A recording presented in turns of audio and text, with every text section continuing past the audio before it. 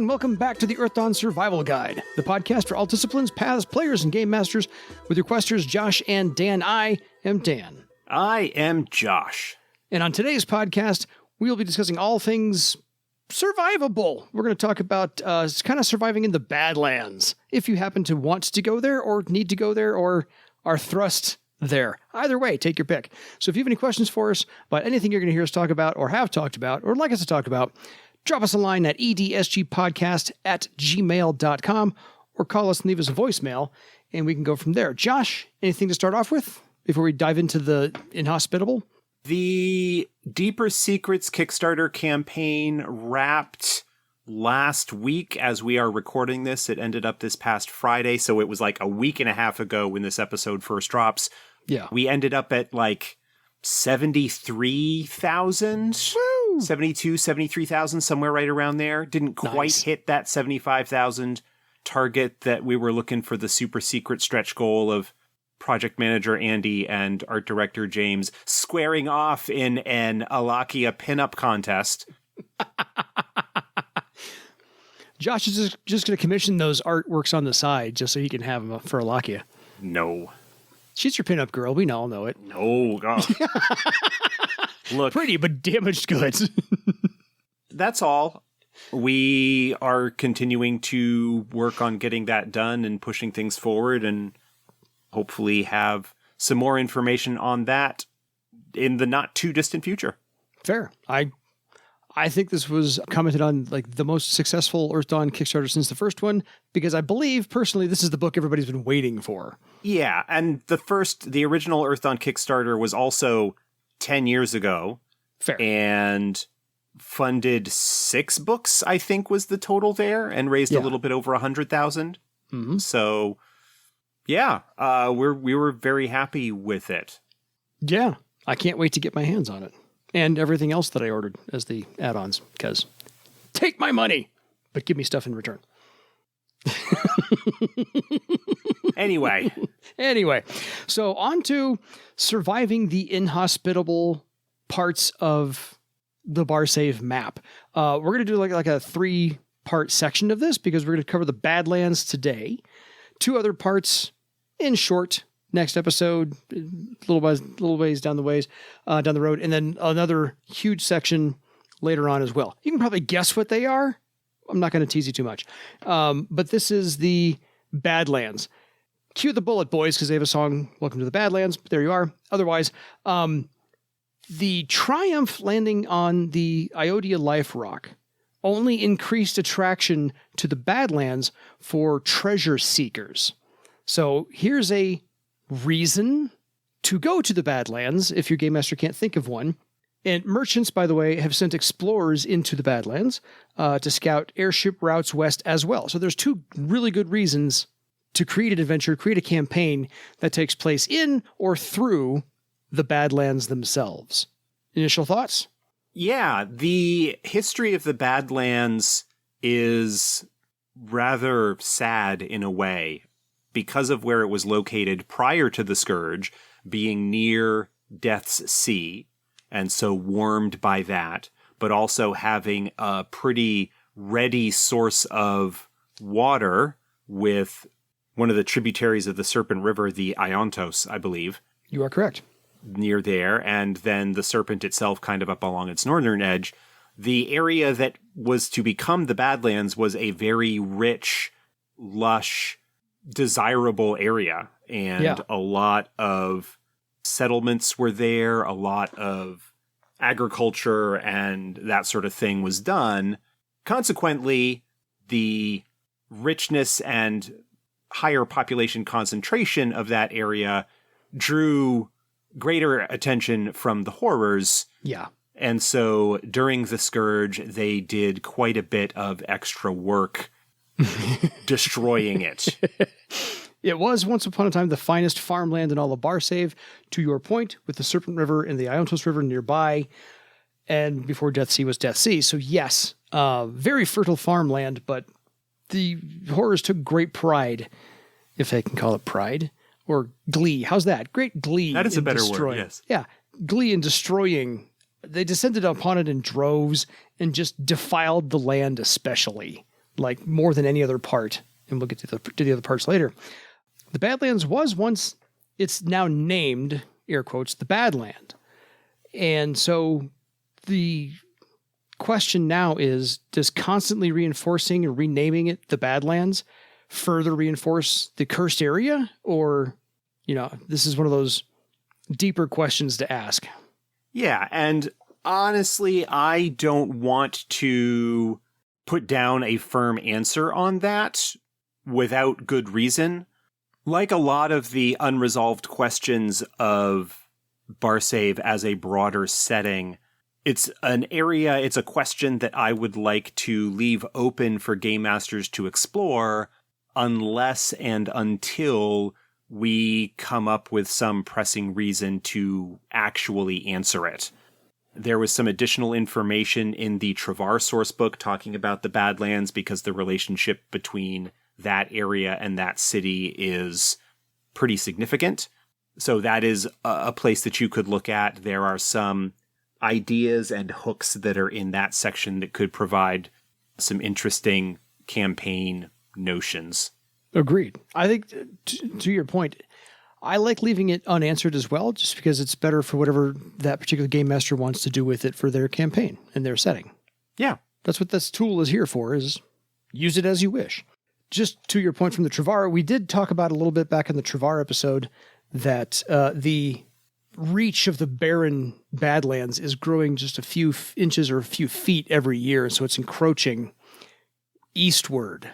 Right. And that, in and of itself, provides a very interesting potential hook for campaigns to be based around. If you've got a group that is going to be focusing significantly on the horrors or restoring damaged areas or dealing with them in some capacity, the mystery of what is going on with the Badlands and why it is growing, whether that is because the attitude and discussion of the place is reinforcing its pattern and making it stronger and thus having it grow, or whether there is some other cause somewhere in the depths of that region that is expanding and causing problems.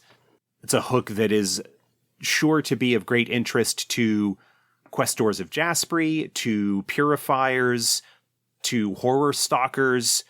There are several groups or individuals that would have interest in perhaps finding out what's going on there and dealing with it.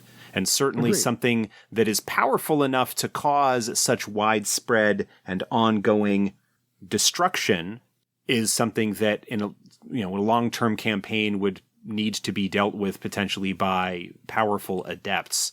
Yeah. I think that we've laid like 3 or 4 different ideas that somebody can get to create a campaign or have a campaign pass through. So not bad.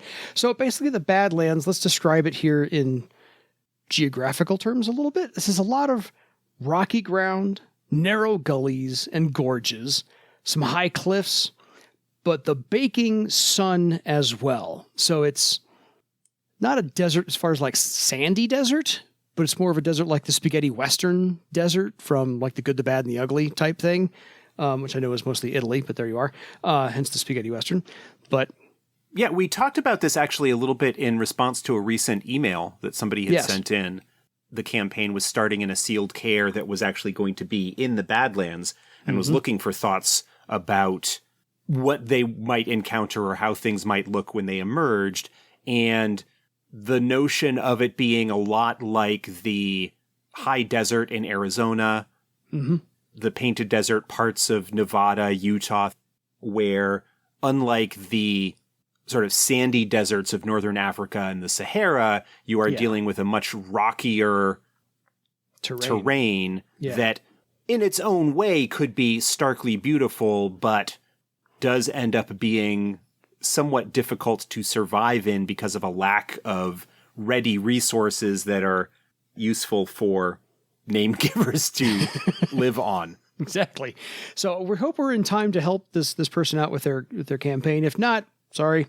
But yeah, the rocky ground, the gullies and gorges and the high cliffs and all that make wagons and carts really almost nigh impossible to cross this rocky ground. It splits wheels, it gets the carts off balance, your provisions will tip over and fall apart. You'll have to repack everything. That'll delay you by hours and hours and hours.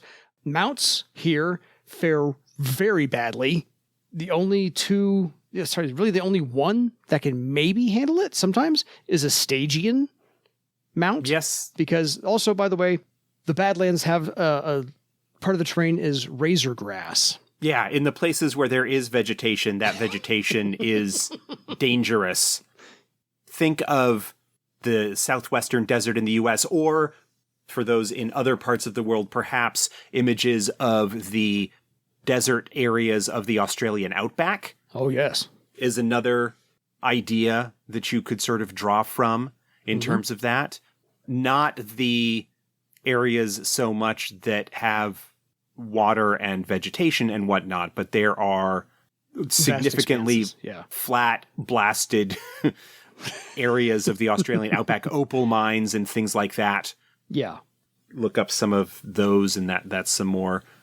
Actually, thinking about it, some of the areas in sort of South Central Asia, Afghanistan, Iraq, at that point you're getting away from Jordan. The sandy deserts and again, more kind of rocky, not particularly resource rich in terms of vegetation and water and things like that. Yeah. Is another area that you could sort of draw on for inspiration there. Yeah, because what'll happen to your mounts if you take any mounts in here, or Beastmasters take their beasts in here, they're going to get a lot of torn feet. It's hot to walk on. So broken hooves, twisted ankles, it's uneven ground. So not a lot of things are going to fare well. By day, you're not going to have a lot of predators out because it's incredibly scorchingly hot. However, by the night's chill, you're going to get more predators out. So even when you think it's safe for you at night, it's really not. That is correct, yes. And to Josh's point, there's very little water, very few resources. Any water you find, any kind of tributary leading to the Iontos River, or even to Death Sea, or the Scarlet Sea, are going to have rapids. And these are going to be dangerous as well. And any still pools of water are likely either horror-infected or diseased. Or tainted in some other way. Yeah. So water, and this is the one case, water does not win here. Heat wins here in the Badlands. Broadly speaking. So any foraging, because there's a foraging table on the Game Master screen, cacti and succulents do have water if you can find those plants in here. And if you can find the ones that won't cause you other problems, the idea of being able to get water out of cacti and succulents is a dangerous one if you don't know what you're doing, because a lot of those plants have other chemicals and such in them that could cause you problems if you ingest or deal with the wrong ones. Yeah. Because evolution is a thing where the plants develop their own defenses against the animals and insects and grubs and whatnot that would want to feed on them. Yeah. It's potentially bad news. The base difficulty for wilderness survival tests in the Badlands to locate shelter, water, sufficient food, all that sort of thing, I believe is a 12, I think is what the difficulty number is. Sounds right. Discussed that, I think, when we were there. I feel like there were some... It was an email question, I believe. It was an email question. I think there was also, when we were talking about the third and fourth circle shaman spells, wasn't there a spell that the shaman got that made it a little bit easier to find stuff? Like a spirit-related sort of thing? Rings a bell. It's wilderness survival. It's a 10 or a 12. It's a relatively high difficulty number. It's right there in the player's guide. Yes, the Badlands is a difficulty 12. It's the Bloodwood that's difficulty 10. Ah, gotcha. Good call. Might have been actually, we might have been talking about the Bloodwood. Because when we were talking about forests, that's what it was. Right. We were talking about surviving in forests and that comparison to the Bloodwood and to other dangerous areas like that. That's where that discussion came from. I think I am completely making up that shaman spell thing. Yep, I can't. At this point. Can't find it, so I think you made it up. while it is theoretically possible, especially if you've got a particularly talented or knowledgeable scout or beastmaster, it still is very difficult to find sufficient resources, because with wilderness survival, each success that you make on the test gives you enough of that particular resource for one person for one day. And so if you've got a group, it is that much more difficult to get enough resources to take care of the group. And if you've got mounts on top of that, that's even more difficulty that you're going to need to deal with. So similar to the Poison Forest, in one sense, you are going to want to pack in as much stuff as you can in order to get by. Certainly, powerful and skilled adepts can survive in the Badlands using their magic without too much difficulty, but it is still going to be a strain on their resources and pushing them to the limits of their ability and their knowledge. Elementalists can come in handy with that because of spirits that they might be able to have in their service that they could summon or something like that. Although any spirits native to the area would likely be suffering to a certain extent the same way that any other wildlife would be because of the effects of the horrors and the difficulties and problems that they have caused over the centuries. Yeah, they're not going to be very benevolent. Potentially, yeah. And they're not going to be very nice. Feral, I think, is the word that comes to mind. That's a good word. I like that word. To Josh's point, food's not going to grow here. It's a desert. You're lucky to get a cactus or a succulent growing at all. And to your other point, so the foraging table, a lot of successes. The hunting table, if you're going to try and go that route as well for your players, hunting creatures here, they're either likely unpalatable, tough, chewy, gamey, whatever, or poisonous, because they're in the Badlands, and this has been horror corrupted for centuries. And so it's like, getting something from, and I hate to use the term Chernobyl right now, you wouldn't want to eat anything that is living in Chernobyl. It's been irradiated in all the wrong ways. Anything that is surviving in the Badlands is likely to be twisted or corrupted in some manner, or has adapted to that area in a way that is not likely to be helpful. Agreed. So let's go through a quick list. So since we had an emailer ask us what they could find in the Badlands, let's go down a list of a few things, maybe get Josh's comments here and there. So you will find lightning lizards, brochas, basilisks, chimeras, hellhounds, which tells you exactly what kind of thing you're in for. Hydras, mulgrams. Oh, I love mulgrams. They're like one of my... They were in the original Creatures of Barsave. Oh, yeah. And I love them. They're like really like weird, creepy, vicious things. Oh, and they're hard to kill. They are hard to kill. I started off an adventure once upon a time with my party walking between like two low hills, and a mulgrim carrying somebody ran from one hill to the other, like an old Bugs Bunny cartoon. And so, that piqued their interest. They had to follow up on that. One of those things. So that's just what you can find in and around anywhere you want to in the Badlands. However, since this was once upon a time a very lush place and very fertile farmlands, there were some cares and some citadels built here before the Scourge. But what you will find around them are horror constructs.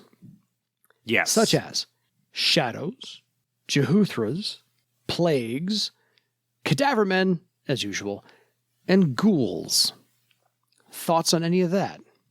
Those are all good ones. In some areas, you may even run into some of the more powerful constructs that we talked about in our episodes several months ago, talking about horrors and horror constructs. Yeah. Especially the ones in the Earth Dawn Companion that are largely original to that book and to 4th edition, so they wouldn't have mentions here. but a lot of them are upgraded versions of the other constructs and such that you would encounter. Yeah. Not to mention probably some actual horrors themselves, various varieties of Nasher worm skulls would be particularly at home in this area, as they do tend to desiccate and dry out the areas that they live in. There is a very sort of desert flavor to them. Despair thoughts are likely because it's a good place for them to hide out and have it be very difficult to find their body, and they can send their sort of astral extension out to places to cause problems. There's a lot of nasty, awful, dangerous stuff that you can encounter. Yes. But because of the significant number of cares that were in the area and citadels, there is the potential for great treasure to be recovered, including thread items of any sort from adepts and magicians and so forth that were in the area before the Scourge and have since been lost. Or anybody passing through recently who didn't quite make it. Or that. In addition to that stuff, it is also a place where ruined cares or citadels, especially if they're closer to the edge of the Badlands, could serve as a base of operations for a cult of some sort, a secret society, bands of foul folk who have that kind of affiliation or the like with the horrors and the corrupted area, but want to be able to get to areas that are a little bit more survivable, or to be able to raid villages or whatnot. Yeah. But still be in a place where people might think twice about tracking them down to deal with them. Absolutely.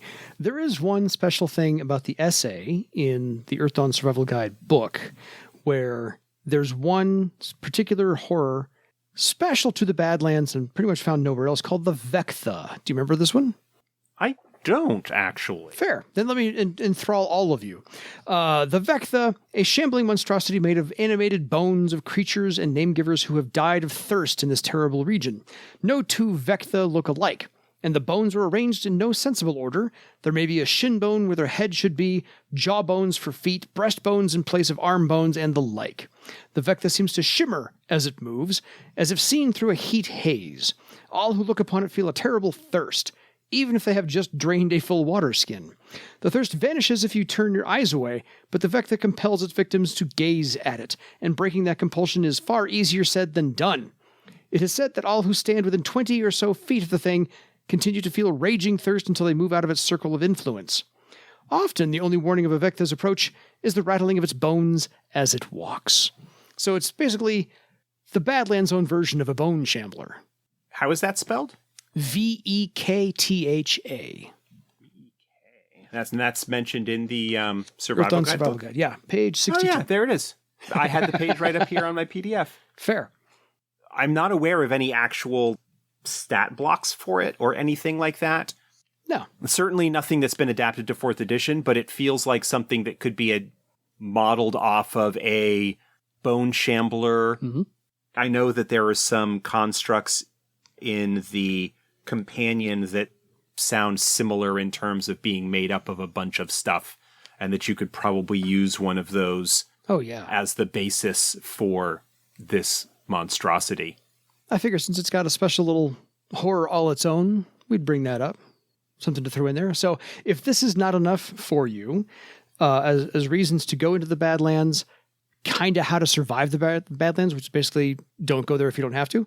But if you are sent there on maybe even a rescue mission, if you're sent there on a exploratory find a path for airships mission, if it's go to a care, go to an old citadel, whatever the case you can find, if there's an item there you need to find or even information about an item there you have to find, great.